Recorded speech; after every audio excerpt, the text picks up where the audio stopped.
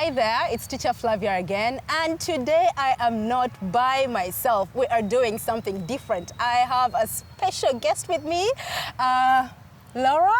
I have been interacting with Laura for the past few weeks, and I must say she has a wealth of information that I thought, you know what, I don't want to keep this to myself. I need to be able to share it with teachers out there. And so I am excited about what we are going to be looking at today. I hope you are too as well. So I will allow Laura to just, briefly introduce herself, and then we'll delve into what we are going to be talking about today. So Laura, who is Laura?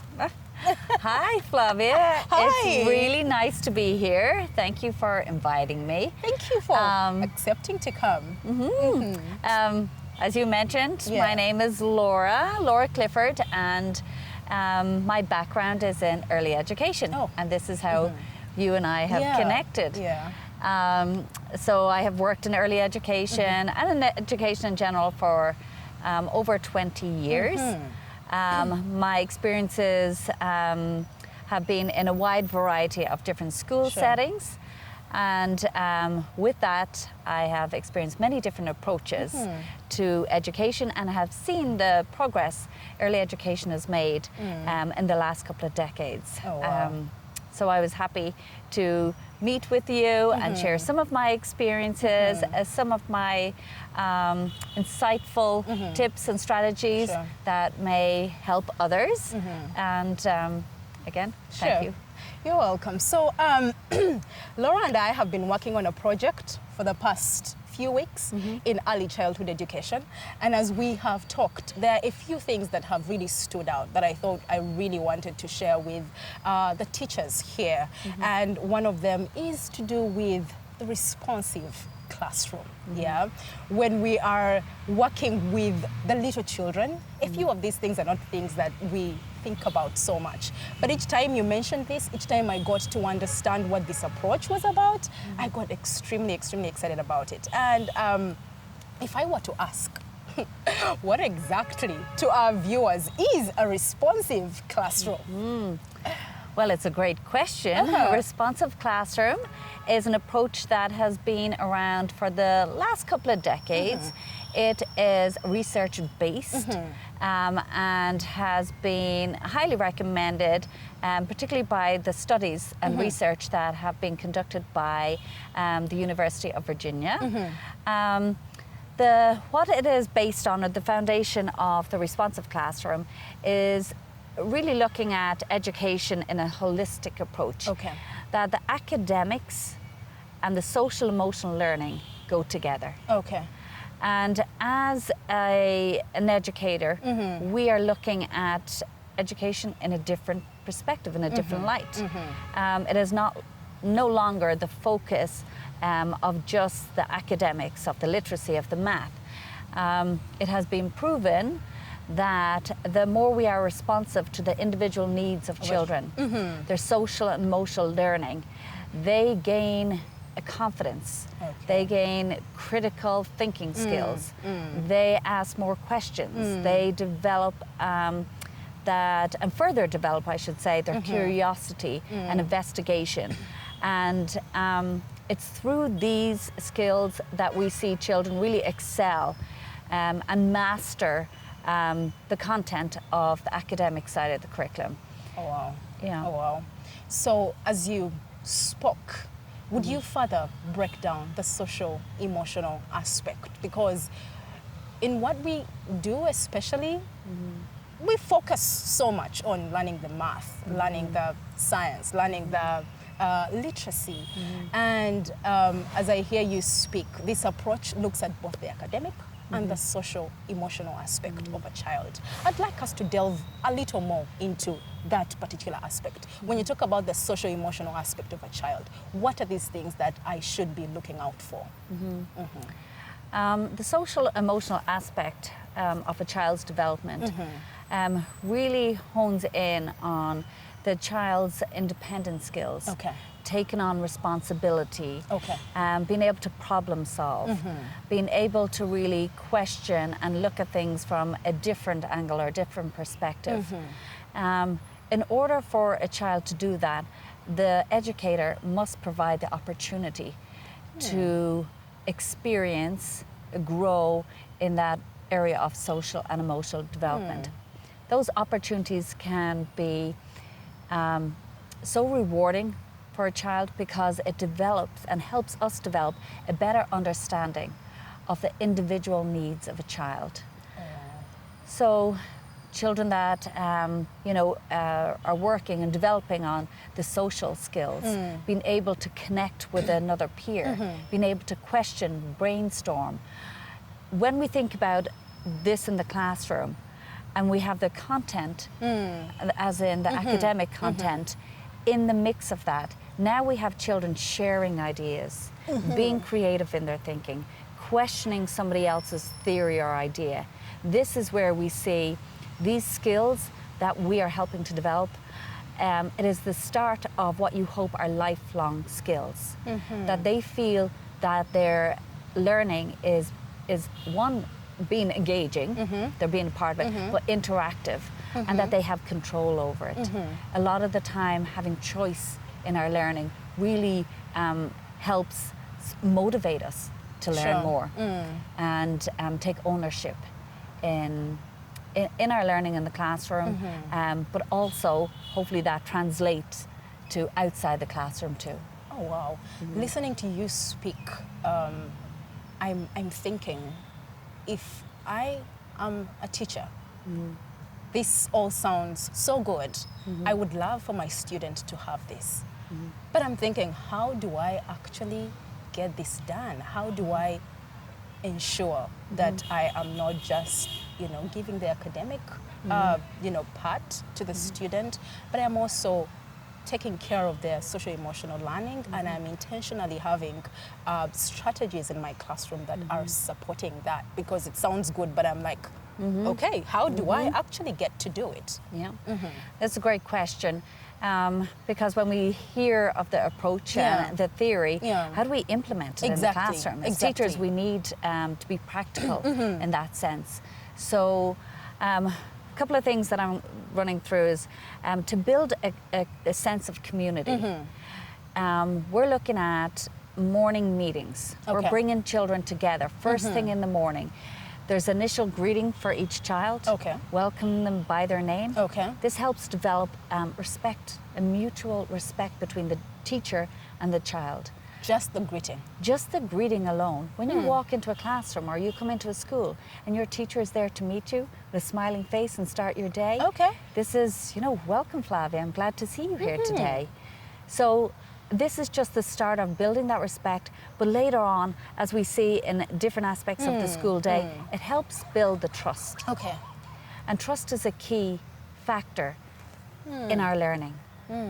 When we come to school and we have somebody that we trust, we know we can take risks in our learning. We can challenge things, we can ask questions. So trust is a really important aspect of a child's social, emotional well-being. We think about a child at home. We think about them in, in a community setting. When they have trust in their peers and trust with the adults in their life, they flourish.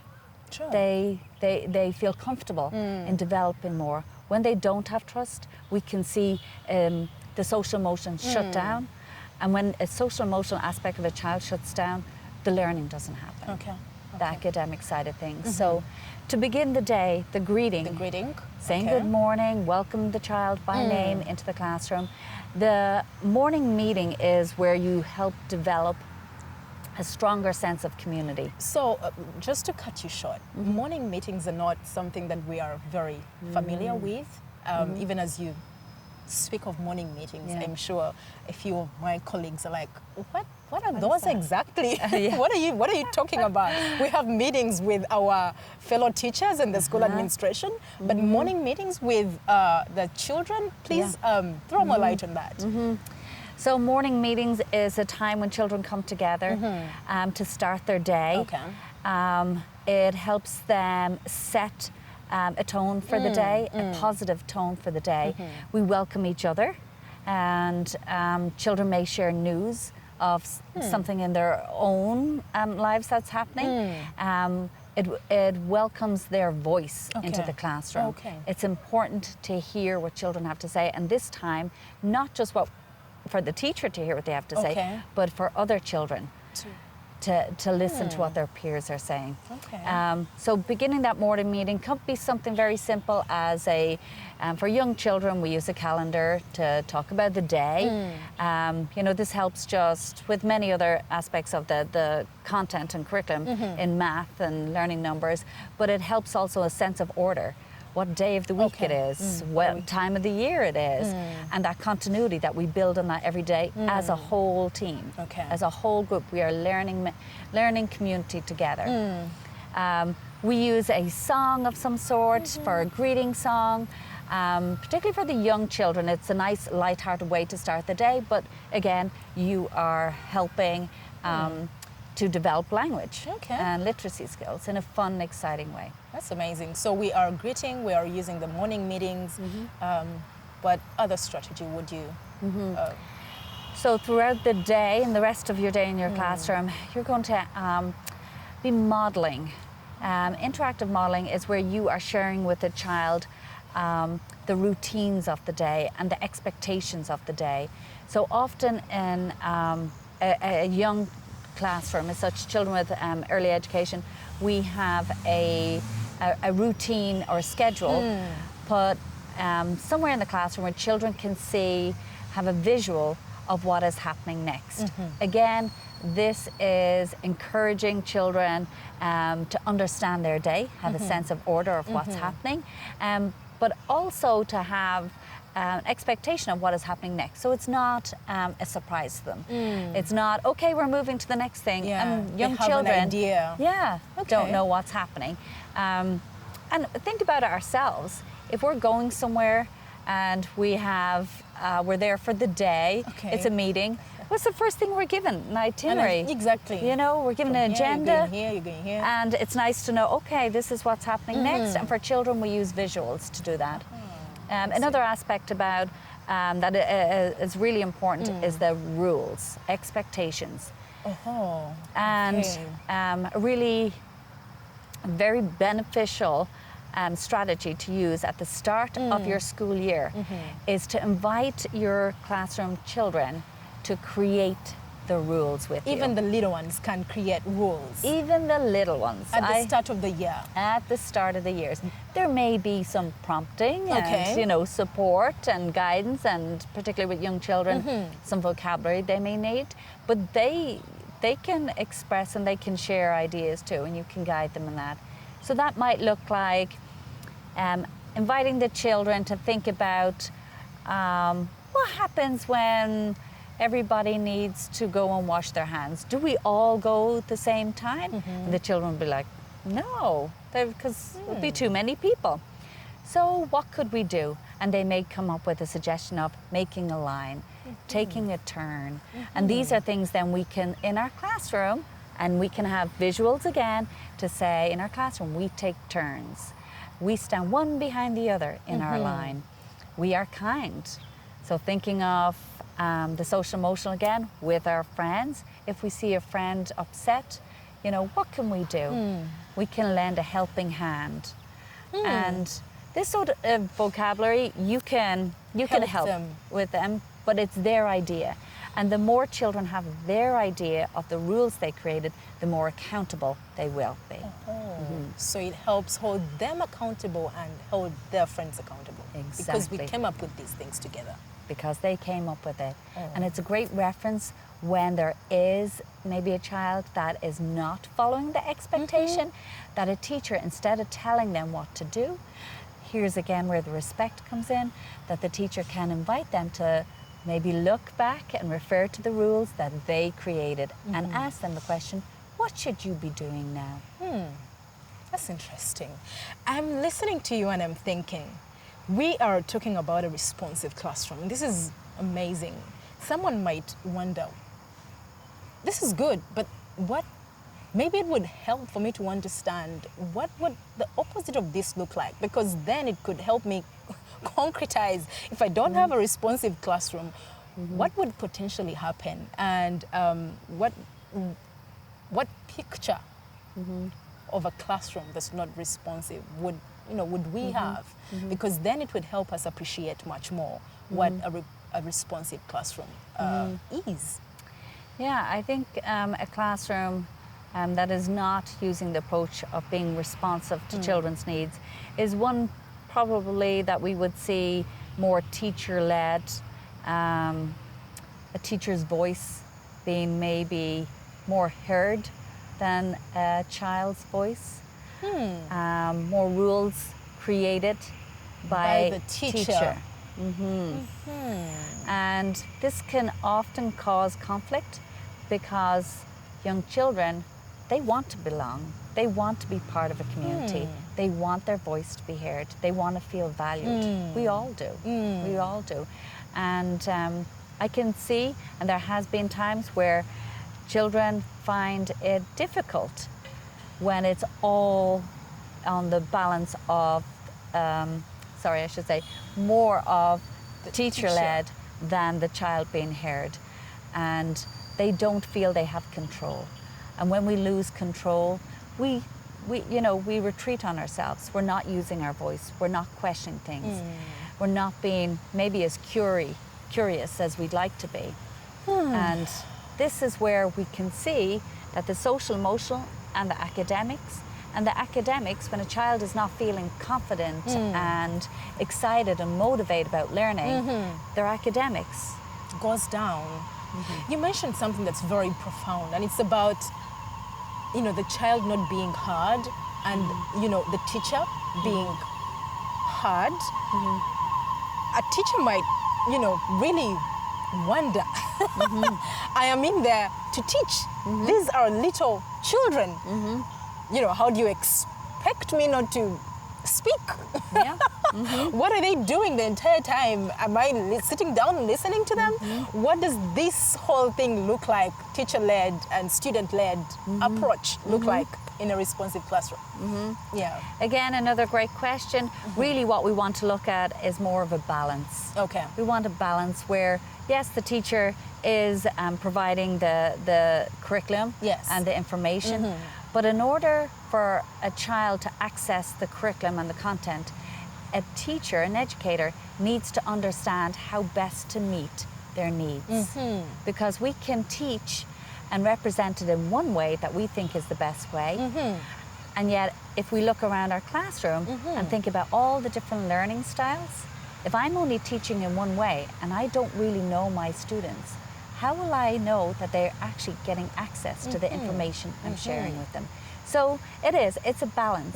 It's a balance of both. It's a balance of children taking more responsibility, being more accountable, and teachers giving that responsibility and trusting and helping to build that relationship for it to be more of a mutual respect in the classroom, and really inviting the children to be active, engaged learners in a community that wants to facilitate and be as effective as they can in these new practices that we have learned are really proving to be very successful. I love the term that you use, a community. As we are in the classroom, it's a community where they are coming to learn. And so giving them an opportunity is basically setting them up for success. Awesome.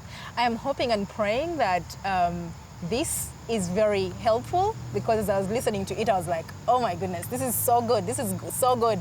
I need Laura to share it with us. And so if you do have any other questions, you could be able to share them with us in the comment section. But I think we'll also be able to share a few links on social emotional learning, but also a responsive classroom that you could be able to read and learn more about. And I think for that, it will be it for now.